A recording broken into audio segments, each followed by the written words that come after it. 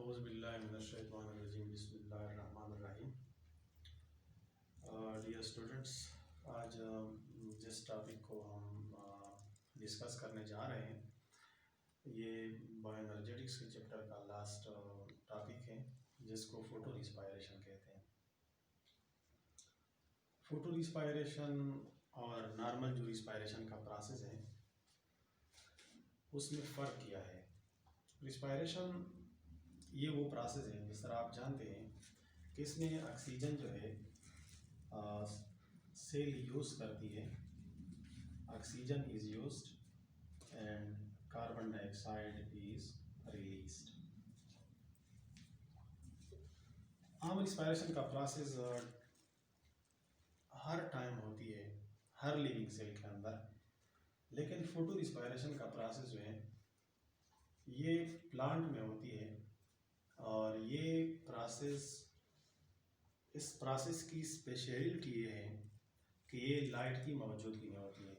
जिस तरह यहाँ पे इस टर्म में फोटो है और फोटो मीन्स लाइट, और ये प्रोसेस प्लांट के अंदर लाइट की मौजूदगी में होती है, इसी वजह से इसको फोटो रिस्पायरेशन कहते हैं। इसमें भी प्लांट्स ऑक्सीजन को यूज़ करती हैं और कार्बन डाइऑक्साइड को रिलीज़ करती हैं, जिस तरह आम रिस्पायरेशन के प्रोसेस में होता है। यहाँ पे इसकी डिफिनीशन मैंने यहाँ पे मेंशन की है कि process in which oxygen combines with RuBp in the presence of light and carbon dioxide is produced। RuBp क्या है? RuBp एक नेचुरली ऑकरिंग कंपाउंड है और ये राइबोलोज बाईफास्फेट को कहते हैं।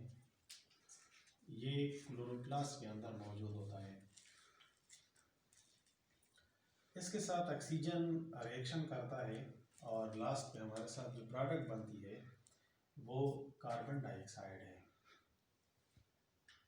इस पूरे प्रोसेस को चलाने के लिए एक एंजाइम होता है, उस एंजाइम को रोबेस्को कहते हैं।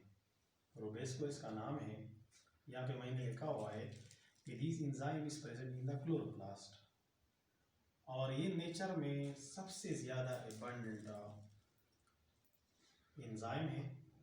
एंड यू नो एंजाइम जो प्रोटीन होते हैं बुनियादी तौर पर। इस एंजाइम का डुअल नेचर है।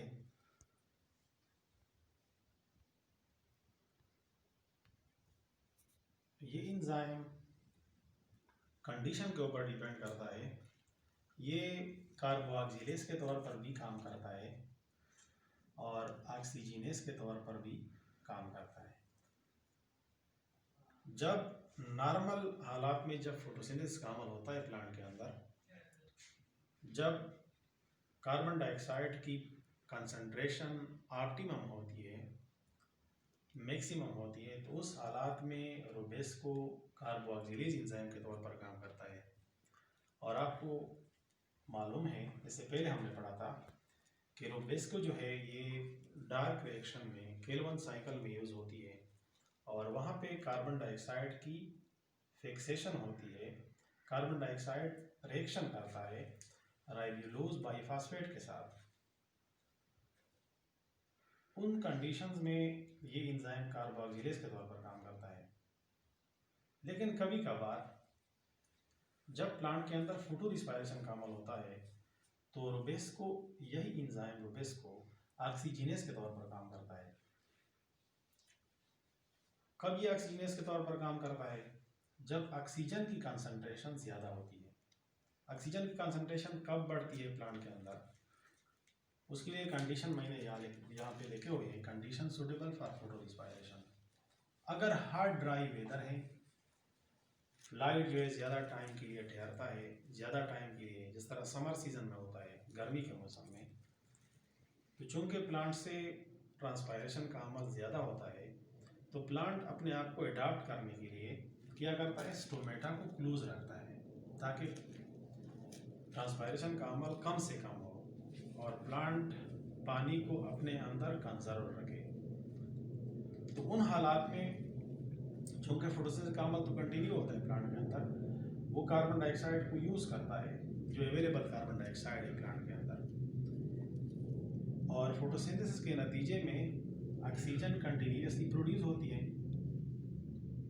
स्टोमेटा क्लोज हैं, बाहर से कार्बन डाइऑक्साइड इंटर नहीं हो रही है, तो जब ऑक्सीजन की परसेंटेज बढ़ जाती है तो उन हालात में एंजाइम फिर ऑक्सीजिनेस के तौर पर काम करता है।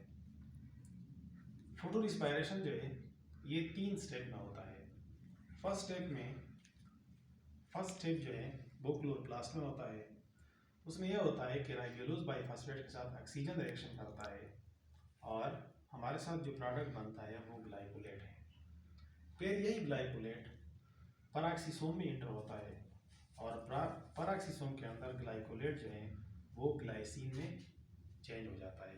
ग्लाइसिन जो है नेचर में this is the most simplest amino acid, ये सबसे ज़्यादा तरीन एमाइनो एसिड है। फिर ग्लाइसिन जो है थर्ड स्टेप में ये माइटोकॉन्ड्रिया के अंदर इंटर होता है और माइटोकॉन्ड्रिया के अंदर ग्लाइसिन जो है वो सीरीन में कन्वर्ट होता है और साथ साथ हमारे साथ यहाँ पे कार्बन डाइऑक्साइड भी प्रोड्यूस होती है। इस पूरे प्रोसेस के अंदर अगर आप देखें तो इस प्रोसेस के दौरान एनर्जी की प्रोडक्शन नहीं हो रही है। इसी वजह से हम कहते हैं कि this is a wasteful process, ये एक वेस्टफुल प्रोसेस है। यहाँ पे कॉन्सिक्वेंसेज में मैंने लिखा हुआ है, कॉन्सिक्वेंसेज ऑफ फोटो रिस्पायरेशन, ये एक वेस्टफुल प्रोसेस है, no energy is produced and plants growth is reduce, plant का जो ग्रोथ है वो रिड्यूस हो जाता है। लेकिन अब मॉडर्न रिसर्च के मुताबिक ये बताया गया है कि फोटो रिस्पायरेशन का अमल जो है ये इनहेंस करता है प्लांट के अंदर नाइट्रोजन की एसिमिलेशन को।